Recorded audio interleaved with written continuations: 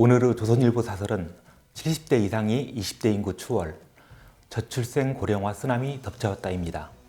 지난해 70대 이상 인구가 631만여 명으로 20대 인구를 처음으로 추월했습니다.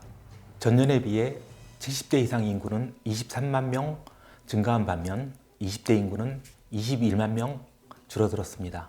저출산과 고령화가 맞물리면 어떤 일이 벌어지는지 여실히 보여주면서 그 쓰나미가 이제 우리를 덮치기 시작했음을 보여주는 수치입니다. 앞으로 고령 인구는 더 늘고 젊은이는 더 줄어드는 것은 정해진 미래입니다. 지금 19세 이하 인구가 50대보다 적고 60대와 비슷합니다. 우리나라 인구를 연령대별로 그린 인구 피라미드는 1960년대 삼각형에서 현재의 항아리를 지나 비극적인 역삼각형 형태로 가고 있습니다. 지속 가능하지 않은 국가 소멸 구조라는 것은 굳이 말할 필요도 없습니다. 저출산 고령화는 경제 사회적 역동성과 국가 재정 역량을 쪼그라뜨려 나라 전체를 수축 사회로 만듭니다.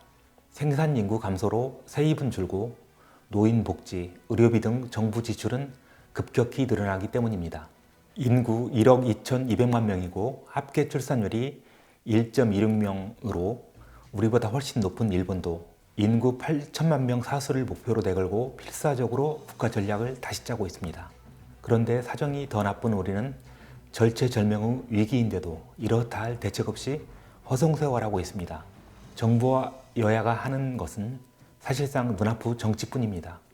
좀처럼 저출생 추세를 반전시킬 계기를 만들지 못하고 있고 이제 현실로 닥친 고령 사회에 대한 대비책도 보이지 않습니다. 이런 식으로 가면 필연적으로 나라를 지탱할 수 없는 지경에 내몰릴 것입니다.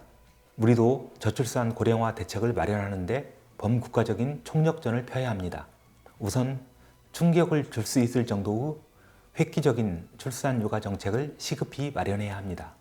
출산율 반등에 성공하더라도 상당 기간 인구 감소와 고령화를 피할 수 없는 운명입니다. 아이를 낳을 젊은 세대의 숫자 자체가 줄어들었기 때문입니다. 피할 수 없게 된 고령 사회에 맞는 중장기 적응 대책도 다급해졌습니다.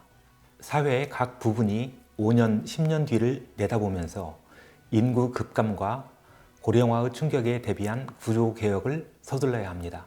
부동산과 일자리, 교육, 복지, 이민 등 모든 국가 정책을 저출산 고령화 사회에 맞게 재설계해야 합니다.